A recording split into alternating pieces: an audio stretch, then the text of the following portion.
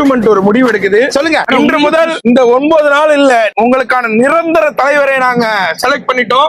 மத்திய அரசுல இருந்து திரு ஹர்ஷத் கான். அதாவது கொஞ்ச நேரத்துக்கு முன்னாடி நம்ம வண்டி நின்றுருக்கோம்.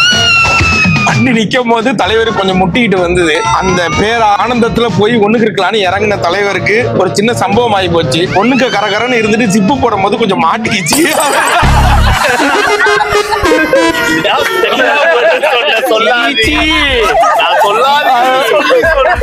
அதனால இப்ப தலைவர் பேசினாலே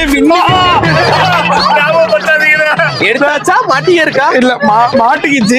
அப்ப தலைவர் வந்து என்ன கூப்பிட்டாரு, அண்ணன் பாருங்க அந்த இளவு கருமாந்திரத்தை நான் பார்த்துட்டேன். வேற என்ன இருந்தாலும் மக்கள் தலைவரோட கஷ்டத்தை கொஞ்சம் புரிஞ்சுக்கிட்டு கொஞ்சம் அவர் உடல்நிலை சரியாகி வர வரைக்கும் நம்ம கொஞ்சம் வெயிட் பண்ணுவோம். நம்ம தலைவர் வந்துருவாரு, நம்ம மட்டும் எங்க போக போறாரு?